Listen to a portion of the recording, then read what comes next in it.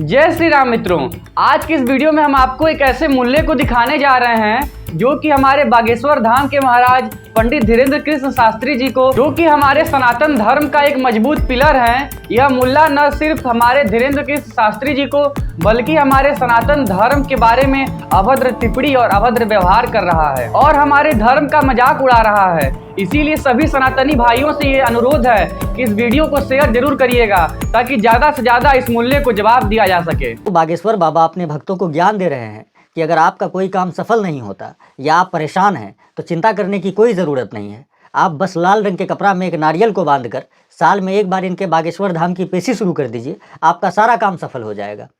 दोस्तों, लगता है बागेश्वर बाबा का ये सफलता का मंत्र अब तक मोदी जी और अंधभक्तों के कानों तक नहीं पहुँचा है, वरना मोदी जी अब तक लाल रंग के कपड़ा में नारियल बांधकर भारत को विश्व गुरु और अंधभक्त लाल रंग के कपड़ा में नारियल बांधकर भारत को हिंदू राष्ट्र बना चुके होते। मित्रों, ये बोल रहा है कि लाल कपड़े में नारियल बांध के मोदी चुनाव क्यों नहीं जीत जाते हैं।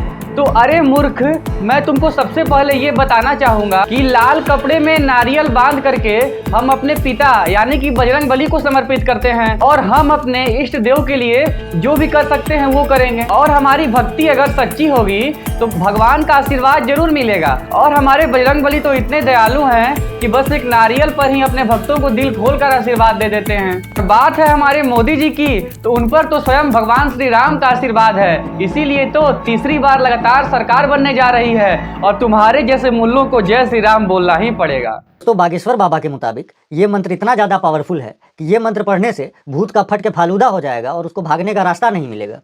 लेकिन हमको एक छोटा सा कन्फ्यूजन है, अगर ये मंत्र इतना ज़्यादा पावरफुल है तो इसका इस्तेमाल बागेश्वर बाबा खुद क्यों नहीं करते हैं भूत भगाने के लिए। जब उनके दरबार में कोई भूतिया पेशेंट आता है तो वो सीधे सीधे अपना ये पावरफुल मंत्र ओम बागेश्वराय वीर वीराय हुम फट स्वाहा पढ़कर उसका भूत भगाने के बजाय उस भूतिया पेशेंट से नौटंकी का नंगा नाच क्यों करवाने लगते हैं, ये मेरे समझ में नहीं आता है। अगर इनमें से किसी इंसान के अंदर सच में भूत होता तो यकीन मानिए वो बागेश्वर बाबा के कहने पर अपने आप को थप्पड़ नहीं मार रहा होता और बागेश्वर बाबा के हुक्म पर जमीन पर लेटकर नागिन डांस नहीं कर रहा होता, बल्कि अपने भूतिया शक्ति के जरिए बड़ी सभा में बागेश्वर बाबा को धोती सर पर रखवा कर उससे लुंगी डांस करवा रहा होता।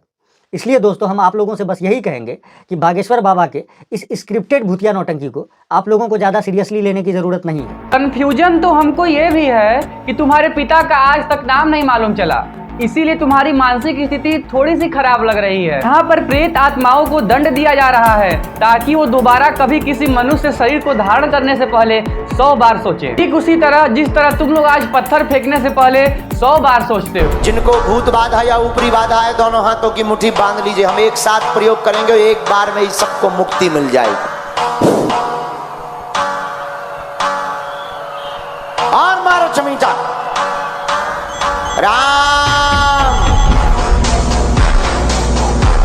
इस झाटेश्वर बाबा का रावण से फोन पर बतियाने वाला ये अतरंगी कहानी सुनकर आप लोग ये तो समझ गए होंगे कि ये बागेश्वर बाबा कितना बड़ा दिमागी बवासीर का मरीज है। सिर्फ हमारे लिए नहीं बल्कि गौमूत्र को गंगा जल समझकर पीने वाले अंधभक्तों के लिए भी नाकाबिले एतबार है। अरे हलाला से पैदा हुआ इंसान, हमको गाली देना है तो दो, हमारे महाराज जी को गाली देना है तो दो, लेकिन हमारे भगवान और हमारे धर्म के ऊपर अगर गाली दोगे तो तुमको भारत में रहने नहीं दिया जाएगा। अगर भारत में रहना है तो जय श्री राम ही कहना है। और अगर ज्यादा बिलबिलाओगे ना तो बचपन में तुम्हारा थोड़ा सा काट दिया गया था, लेकिन अब पूरा काट दिया जाएगा। गौ माता और गौमूत्र पर बोलने की हैसियत तुम्हारी नहीं है, क्योंकि तुम उसी गौ माता को मार करके खाते हो जिसकी हम पूजा करते हैं, जिसको हम माँ कहते हैं। और गौमूत्र के क्या क्या लाभ हैं ये तुम्हें समझ में नहीं आएगा, क्योंकि तुम लोग तो अपने हर त्योहार पर किसी बेजुबान को मार करके खाने वाले राक्षस हो। ठीक है बेटा, रोस्टिंग वीडियो बनाना है तो बनाओ, लेकिन अगर हमारे धर्म से जुड़ी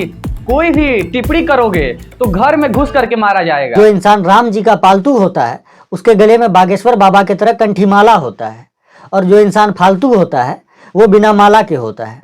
मित्रों, हमारे महाराज जी बिल्कुल सही कह रहे हैं कि जिनके गले में कंठी माला होती है वो राम जी के पालतू होते हैं, और जिनके गले में नहीं होती है वो फालतू होते हैं। और ये भी बिल्कुल सही कह रहा है कि आधे से ज्यादा हिंदू गले में कंठी माला नहीं पहनते हैं। आपको अभी भी शर्म नहीं आ रही है कि हमारे सनातन धर्म का और हमारा मजाक एक मुस्लिम उड़ा रहा है, और उसके कारण खुद हम ही हैं। क्योंकि जिस तरह 99% मुस्लिम सफेद जालीदार टोपी पहनने में नहीं शर्माते हैं, भले वो बच्चा हो या बुजुर्ग हो। और हम सनातनी अपने गले में कंठी और रुद्राक्ष और मस्तिष्क पर तिलक लगाने में शर्माते हैं। अगर आप सच्चे सनातनी हैं तो अभी भी सुधर जाइए, गले में कंठी माला या रुद्राक्ष की माला जरूर पहनिए और अपने मस्तिष्क पर तिलक जरूर लगाइए। अगर मेरे सवाल का सही जवाब आप लोगों को पता हो तो कृपया कमेंट में ज़रूर बताइएगा।